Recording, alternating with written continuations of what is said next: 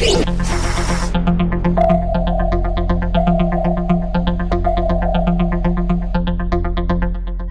Mr. President. My name is Biyin. I am an elected representative from Malaysia. My question to you is, what is your view on the democracy in Malaysia with the recent jailing of Anwar Ibrahim, the opposition leader, and the crackdown on the opposition? Thank you. Well, you know, Malaysia has a history of democracy that has to be preserved. And, you know, I have a very good relationship with Prime Minister Najib, and we are close partners in cooperating on a whole host of issues.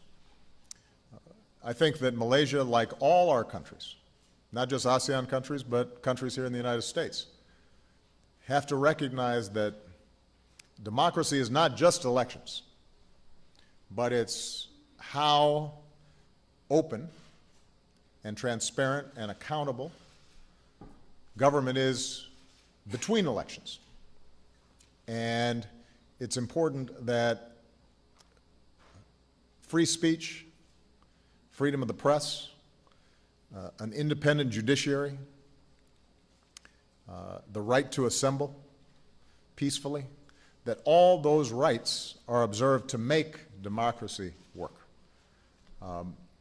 So as a general rule, I don't comment on even individual cases in this country, much less another country, because I think it's important for the legal system to work.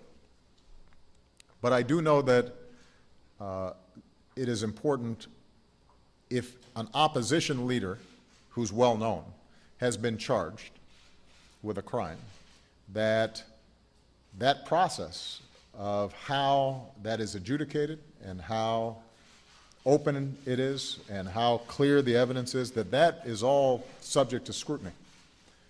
Because what you don't want is a situation in which the legitimacy of the process is questioned.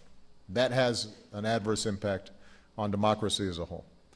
And I think we all have to guard against making sure that there's not a chilling effect on potential opposition in government. So, you know, as I always point out, democracy is hard. I mean, I think that many of the things that are said about me are terribly unfair. But the reason American democracy has survived for so long is because people, even if they're wrong, have a right to say what they think. You know, George Washington, our first president, he complained terribly about some of the foolishness that was said about him. But part of the reason he's considered one of our greatest presidents is because he set an example of recognizing that if democracy was to work, then you had to respect the rights of even those people who you disagreed most with. Because otherwise, there's no way that a democracy can flourish over the long term. So these are things that I've said publicly when I was in Myanmar, when I was in Malaysia, rather. I had an opportunity to meet with some community activists and civil society leaders there.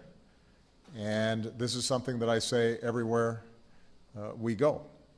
And it's important for America to recognize that we're not perfect either. And so we have to make sure that we are constantly seeing how do we improve our democracy.